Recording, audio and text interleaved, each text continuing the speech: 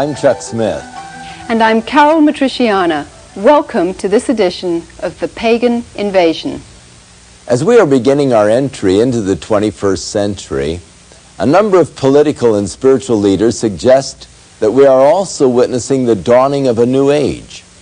During the 1960s, many also who were looking for spiritual fulfillment turned to psychedelic drugs and Eastern mysticism.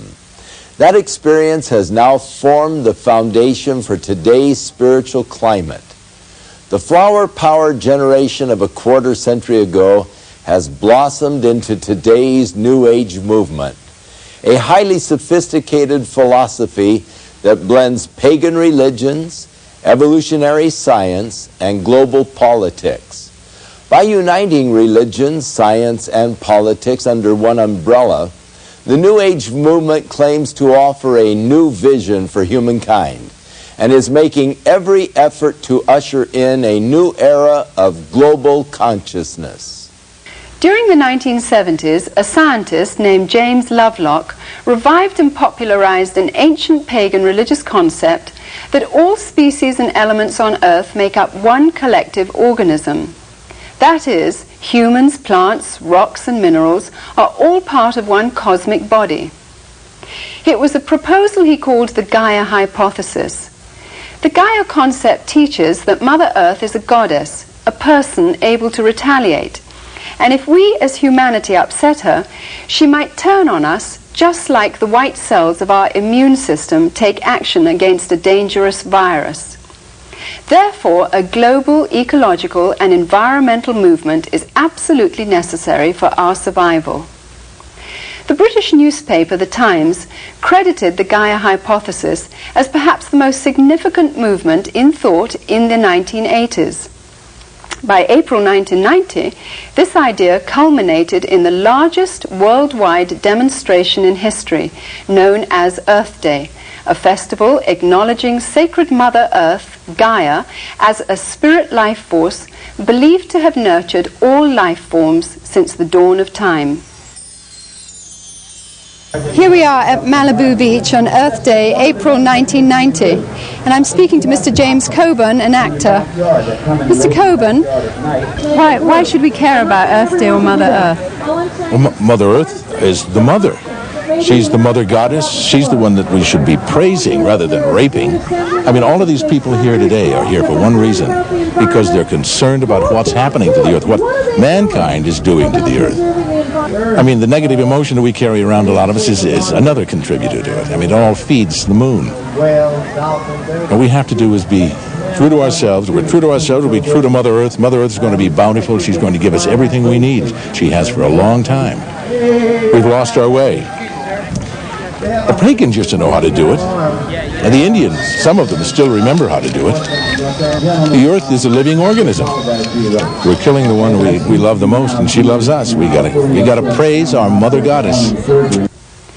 Time magazine recently heralded this Gaia reawakening as goddess worship, the effort to create female-centered spiritual expression and get away from a patriarchal father god.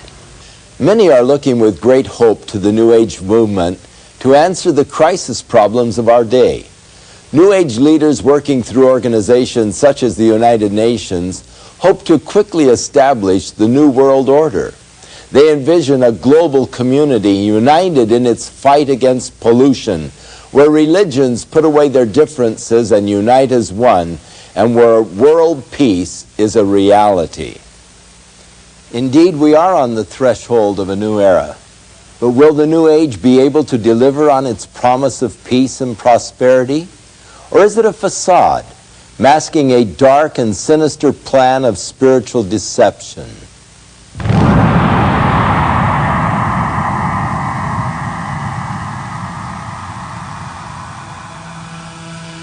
Jesus himself warned us that in the last days many would come claiming to be Christ and Messiah.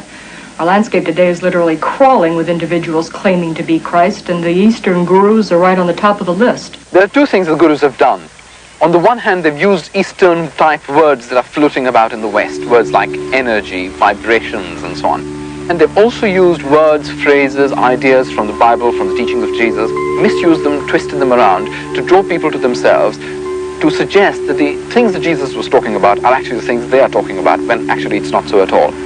In Holy Bible, it has been explained very explicitly that be ye perfect even as your Father who is in heavens is perfect. And we are also basically the same as he is.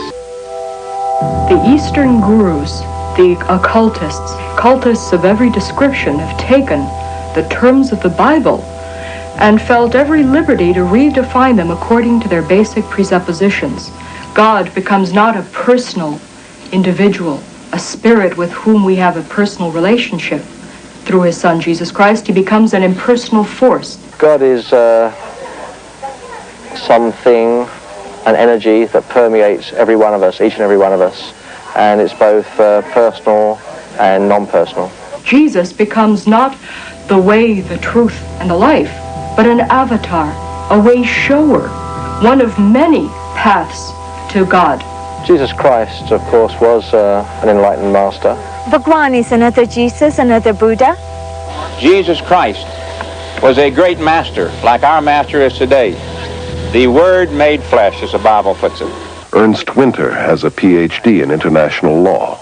He was a diplomat in the Austrian Foreign Service for 10 years, and from 1968 through 78 was a director with the United Nations. My greatest concern really is the growing interest and dedication and application of Eastern mystical thought and practices within traditional Christian groups and churches. There's a vacuum, there's a longing. They want to be filled with, quote, religious experience. Today's New Age teachings falsely claim that Hindu spiritual experiences are compatible with Christianity. And the incredible thing is that so many Christian leaders, through their books, magazines, sermons, radio and TV programs, encourage millions of Christians to seek Christianized Hindu experiences.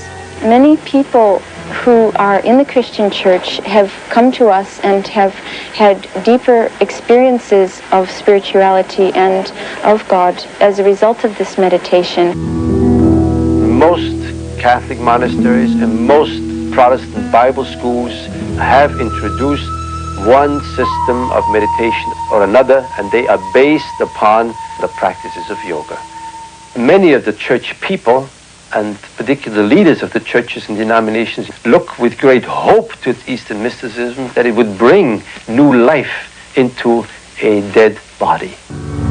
While infiltrating the Christian church, Eastern mysticism is also powerfully influencing world politics.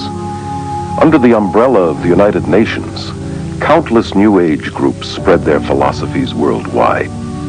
Many UN leaders, UN agencies, and the World Council of Churches with its deep UN ties promote New Age beliefs and practices. The UN has its own meditation room and resident guru, Sri Chinmoy. Even the United States Pentagon has meditation rooms. A graduate of Harvard School of Divinity, Leland Stewart, directs the Unity and Diversity Council, a powerful New Age promotional network that originated with a 1965 directive of the United Nations General Assembly. Unity and Diversity Council is a worldwide coordinating body of what we call it individuals, organizations, and networks looking toward a time in which there will be one single organized energy of networking throughout the planet. Under Stewart's leadership in 1982, this group linked arms with Graham Wilson's Mind, Body, Spirit festivals, forming a vast army dedicated to the merger of all religions into one, under a world leader. I am very interested in the harmony of all religions. It's not just to give birth to another religion, but rather to produce, let's call it, a universal religious outlook through which there can be a new connecting of all cultures and all religions, all races. In this growing consciousness of sharing godliness and looking for a leader to lead everyone into this new heaven, the UN plays a very important role inasmuch as it is a support system. Any group that meets to discuss these matters would be very eager and very careful to have UN sponsorship. Our organization has been represented in the United Nations. We have an office there, and this has been going on for approximately 5 years. We've been involved in all the sessions that are going on in the UN. We've been able to watch and participate, offering meditations and presentations. How is this possible? I think it became possible by the thought and actions of one man in the UN, Robert Mueller, who was continuously emphasizing that the UN has to be a support system to this conditioning of man, to this sharing desire, to this looking for a one world government, for one world leader, and playing down, and I believe myself correctly, that the UN is not that world government, that is a conditioning device, that it is an aid, a support system. It gives prestige to otherwise completely outlandish groups. The Brahma Kumaris World Spiritual University in India is used by the UN and its members for conferences focusing on world peace and unity. Delegates from all over the world, VIPs, are attending to express their ideas and to experience peace in a very real way themselves. This experience will enable them also to draw up new laws for universal peace. This will be endorsed by heads of state and submitted as a practical form for the United Nations. Many evenings, the UN building is even used for lectures, talks, meditations, enlightenments on how to make one better world. The leaders are asked to meditate and be involved because this is part of their instruction or brainwashing, and all this is part of the conditioning for the vision of a new world or of a new age.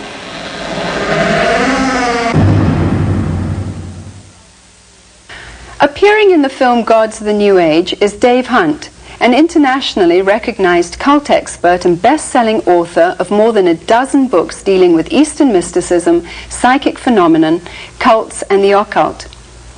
I asked him to share his thoughts concerning the implications of moving toward a new world order. Dave, why are we hearing so much about this new world order? What does that mean? That's most interesting. It was Mikhail Gorbachev, as near as I can recall, who was the first one who mentioned it in Perestroika. Then you had Edvard Shevardnadze before his resignation as foreign minister. In September 1990, when he addressed the United Nations, he said, "The actions of Saddam Hussein in the Gulf are a threat to a new world order."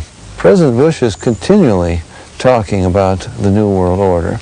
And what he means by that is that we are going to solve our problems. Finally, the United Nations is going to function as it was designed. The world, for the first time, is united against an aggressor. And we're going to make an example out of Saddam Hussein. We're not going to allow this to happen anymore in the future. You just can't move in and take over another country. We are going to have a new world order. It really is going to come. Unfortunately, it will be ruled over by the Antichrist. People complain and they say, well, Saddam Hussein, I mean, he's only doing what a lot of other people have done. You didn't enforce, the actions of the UN against them. How come you're doing it to him? Because it's a new world order. It's something entirely new. The world is united now to bring peace. We're not going to allow aggression. And it relates back to paganism and Eastern mysticism. We can, in fact, solve our problems. We have this human potential. We have the power within. And peace will reign on this world. Now, in 1 Thessalonians chapter 5, Paul warns, when they say peace and safety, then sudden destruction will come. He doesn't mean they're whistling Dixie. They're hoping for peace and safety. They think they have achieved it. The first one who called for a new world order was Satan in his rebellion against God. I will be like the Most High. I will decide. And then Adam and Eve joined in his rebellion, and they brought a new world order. The new world order, what it's all about is the world as man, as God. creating his own reality will make, as opposed to the world that God intended it to be. And it's humanism, cosmic humanism, and we're saying we can solve our problems, we can bring peace and safety and prosperity, we can solve the problems of evil and of war and of poverty without God, without the Prince of Peace. Now, I know Bush claims to be a Christian, and I think in many ways he conducts himself like a Christian. But unfortunately, he's falling into the trap of working for a humanistic solution to the problems of this world. And in my opinion, and my opinion is based upon the scriptures, you will never have peace until the Prince of Peace reigns, first in human hearts and then over this world. And the New World Order is an attempt to solve our problems without God. Most people are aware that the United Nations played a major role in the war against Iraq. In fact, the United Nations was responsible for not only authorizing the use of force, but for outlining the terms for a ceasefire. Members of the UN believe that Saddam Hussein stood in the way of the dream of achieving world peace. Behind the scenes, the UN has for years been working toward a united world government as well as a united world religion. Not surprising, many of its members have been actively involved in participating and promoting Eastern religious meditation techniques.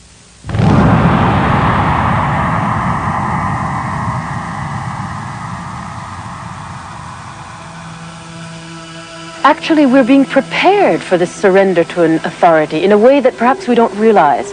We are going through right now strange bathing in Eastern concepts of consciousness, states of consciousness, bliss, reincarnation, energies, vibrations, all of these words that have become very commonplace really in the Western languages are also modifying our mind. They are changing our way of thinking. And this changed way of thinking puts us into a mental state, if you'd like, and prepares our intellectual functionings for this surrender.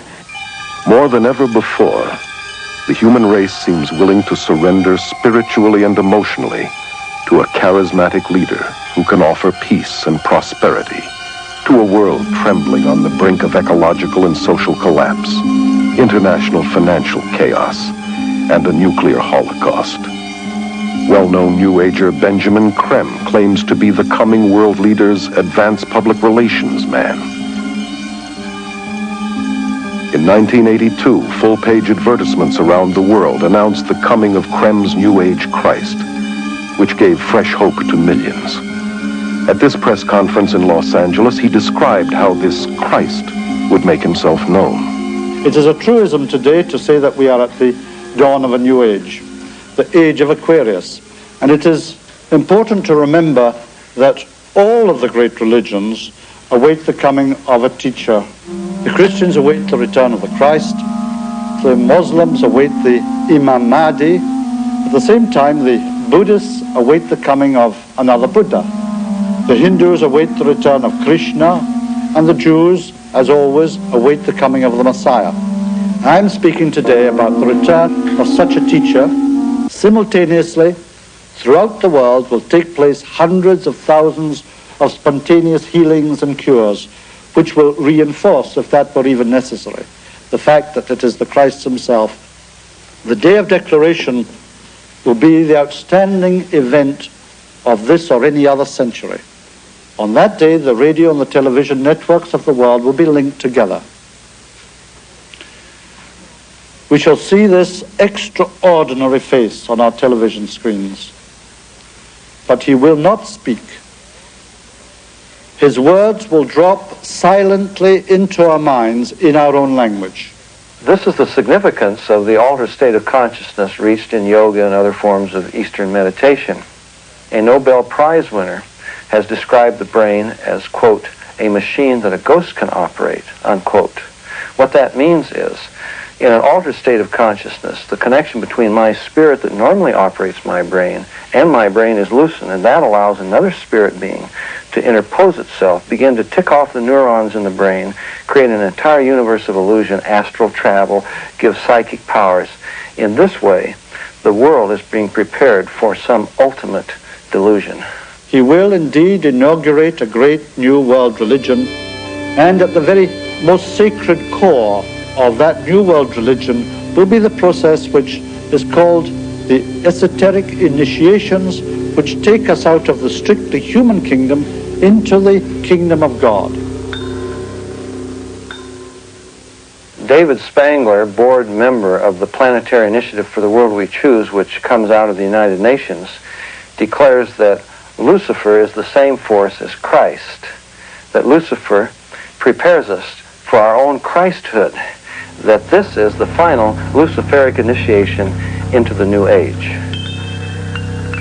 Benjamin Krem's Christ may not be the world teacher and ruler of world peace as he forecasted, but without question the stage is being set today for what the Bible calls the apostasy, or man's abandonment of God.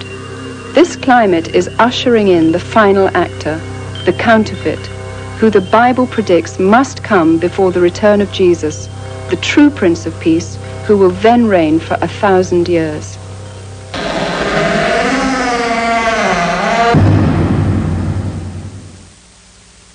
The Dalai Lama is playing a key role right now in this whole thing, this whole scheme, you might say. He's been traveling around the world, and I find this absolutely astonishing. He's been traveling around the world initiating people into what he calls Tibetan Buddhist deity yoga, where he teaches us that we are little bodhisattvas, little Buddhas. He says everybody is a Buddha, and I can train you through an initiation ceremony, basically initiating you into yoga, into this altered state of consciousness, and I will teach you that you are God, and you create reality with your own mind through visualization, and this is how we're going to bring peace to this world. Now, of course, the media laughs at him. No, they don't. They take the man seriously. And they take him so seriously that he was given the Nobel Peace Prize. I mean, I find that astonishing. That a man who's going to bring peace by turning us into gods who create reality with our mind, he gets the Nobel Peace Prize. The influence of the Dalai Lama around the world is, and in the political realm, and in the religious realm, is astonishing. He's embraced. He becomes a spokesperson for peace. And he is one of the prime movers at the peace conferences. One of the reasons for this is that the political leaders now recognize, and I think it's in preparation for the revival of the Roman Empire and the coming of the Antichrist, they now recognize you can't have political peace, military peace, without religious peace. I mean, some of our major problems in the world are religious problems. Hindus against Buddhists in Pakistan or India or wherever it may be, or Muslims against Christians and so forth. And they recognize we're going to have not just a one-world government, but a one-world religion. And so the Dalai Lama becomes the spokesperson for a broad-minded ecumenism that embraces everything. Now, interestingly enough, Gorbachev is making the same kind of noises. He said, tolerance is the alpha and omega of the new world order. Now, this is a man who was baptized as a Christian, into the Orthodox Church. He knows that Jesus Christ claims to be the Alpha and Omega. It's a slap in the face to Jesus Christ, who said, I am the way, the truth, the life. And Gorbachev says that tolerance for all religions, for all beliefs, is going to be the Alpha and Omega of the New World Order. Now, you know that he means tolerance, in fact, for everything except one thing, and that is Jesus Christ, who claims to be the only way. You know what Hinduism will do, for example. Hinduism will accept all religions. We call this the embrace that smothers. Oh, we'll accept Jesus, of course. But when we accept Jesus, he's no longer the Jesus of the Bible, but he's a Hindu avatar, just another one of the many ways. And so this is the tolerance that they're talking about. And it really is the destruction of Christianity. And it doesn't make sense. I mean, I wouldn't want to buy bread, for example, from a baker who says, oh, what does it matter what you put in, nails and ground glass and so forth? I mean, why follow a recipe? Or a doctor who says, you ask him for the diagnosis and the prognosis, and he says, well, what would you like? So this idea that anything goes, that all religions work, they have to embrace this in order to bring peace among religions. That's absolutely contrary to Scripture, but it's coming into the church, even among evangelicals who now become soft on the gospel, and let's not offend people, and we'll try to tone it down, and finally you don't really have a solution to the problem anymore. What are some of the political dangers in religious tolerance and ecumenicalism? Hitler, for example, claimed to be a Christian, the real Christianity, positive Christianity. National Socialism is positive Christianity. And just like Saddam Hussein, who invokes the name of Allah, Hitler invoked the name of God in his speeches. We claim the blessing of Almighty upon our efforts, you know. And if you don't define who God is, and if you have a vague God, some higher power, who has no real principles, there isn't a definite truth involved in this, then this becomes an umbrella for almost anything. Saddam Hussein is a megalomaniac. He uses the name of God for his own rebellion against God and against the laws of God, against morality and ethics and the laws of the world and of the United Nations and so forth. So rebellion is in the heart of man, and the worst rebellion that there is, the worst evil in this world is when you use God as a cover for your own ego and what you want to do. And ultimately it prepares the way for the Antichrist. Now, we are really moving in this direction. Some of the statements by Gorbachev, for example, are absolutely incredible. In his book Perestroika, he said, it's not going to just be Western Europe that will be united, but there's going to be a united Europe from the Atlantic to the Urals. The Russians, we're going to be part of this united Europe. And can you believe the reason he gave for it? He said, because we are Christians.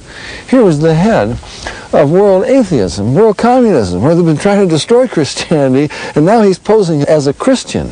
And he says, we're a Christian nation. Well, obviously, he didn't mean born-again, Bible-believing, evangelical Christianity, like you and I mean. He meant an ecumenical, false Christianity that embraces all religions of the world.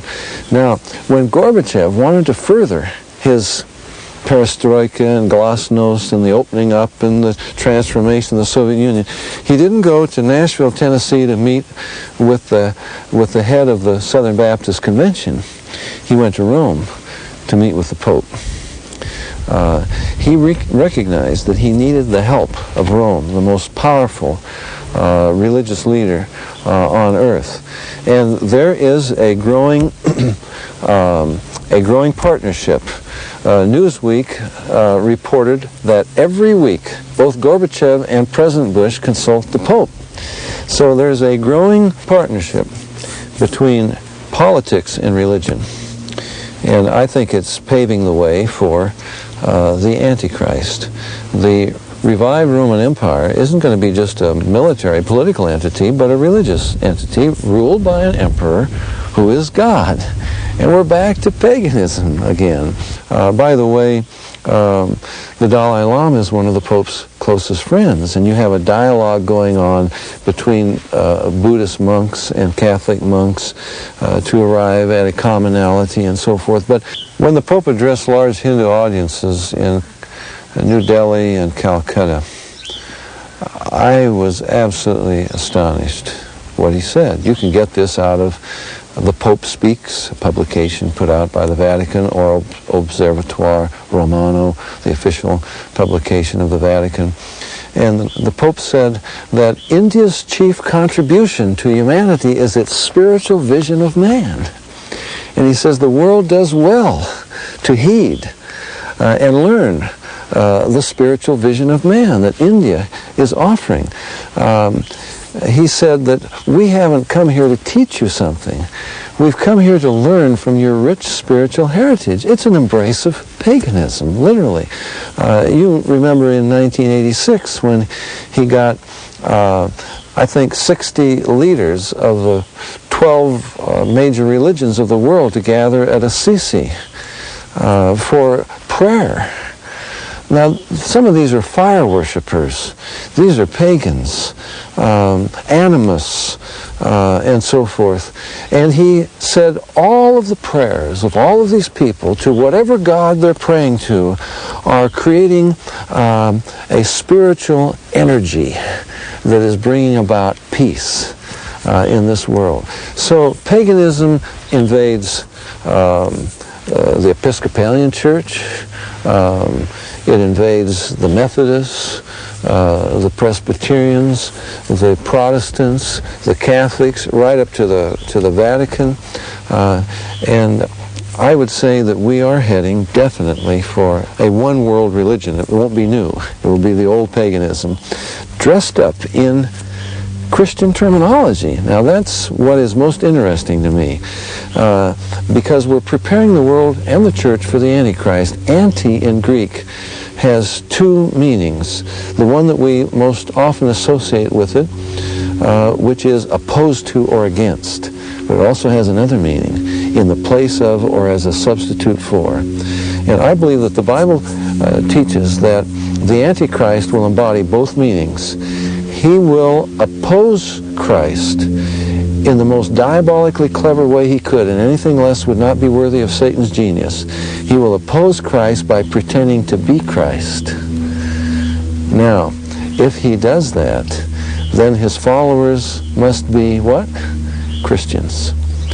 That means we must, this is why Paul said, that day will not come except there's a great apostasy, a falling away. We must have in this world a Christianity, quote unquote, that embraces all religions, including paganism.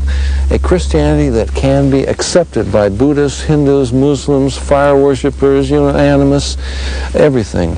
And I believe that it's under the umbrella of this false Christianity that all religions will be united and they will worship the Antichrist as God.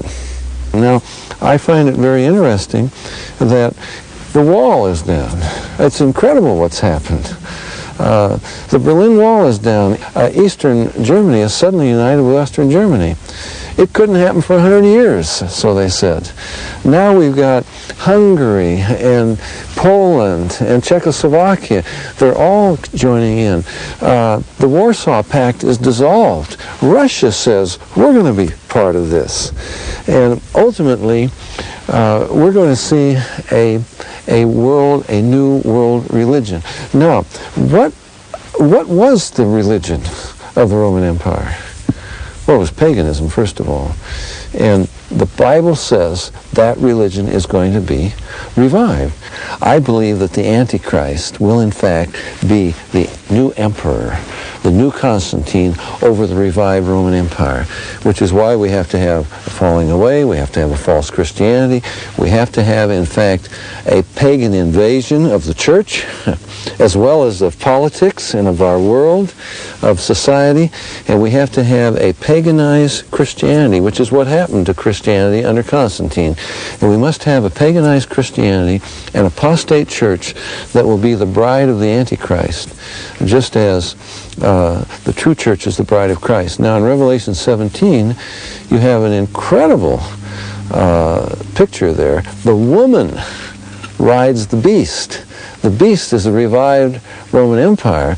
The beast is the Antichrist, and it's the woman, the church, who exercises authority, who is riding this beast. It shows the importance that religion will have, that paganism, this revived paganism and mysticism, this whole religious trip is going to have in this new world order. Many political and religious leaders today are working toward a united new world order. While they hope this will be the beginning of a time of world peace, the Judeo-Christian Bible predicts that this will ultimately result in untold horrors and destruction. Ignoring this clear warning, however, the world continues to move forward with its plans.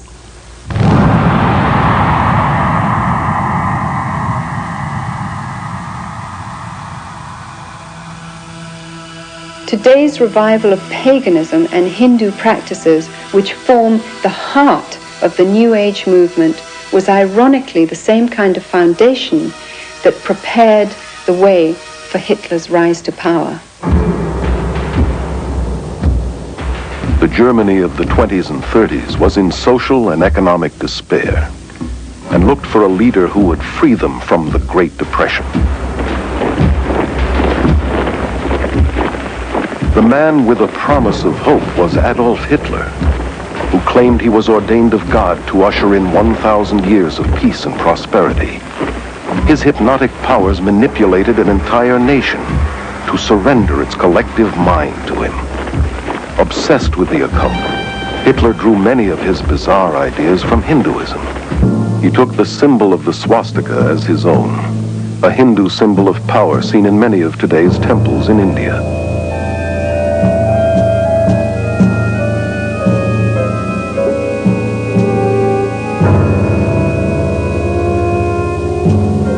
Millions of Germans who submitted to Hitler as though he were God died for him and his cause, much like the followers of Jim Jones. The current worldwide revival of Hinduism, blended with psychology and disguised as self-improvement, self-hypnosis, positive mental attitude seminars, visualization techniques, and mind dynamics courses, has made today's world far more susceptible to spiritual deception than the Germany that embraced Adolf Hitler.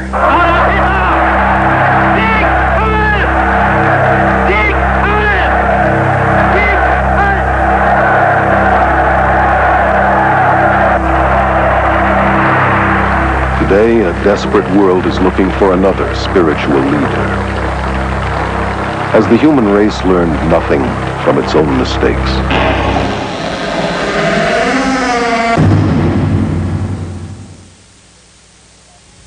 It is interesting that they are saying that man is now come to the next stage of his evolutionary development. And that is that transition from man into the universal consciousness of God. We hear so much about global peace, global government, global unification. This is only a foreshadowing of what the Bible tells us of the one world government that will be headed by the Antichrist, that will not bring global peace, but will actually bring the greatest war that man has ever seen or ever known. Again, man trying to substitute for God, but it never works. Man's sciences and man's ideas cannot bring him into that universal peace or global peace that the world desires so much. It will not happen apart from the Prince of Peace, Jesus Christ, who will establish God's kingdom upon the earth, and at that time they will beat their swords into plowshares and their spears into pruning hooks. But we await for the coming of our Lord Jesus Christ for true global peace.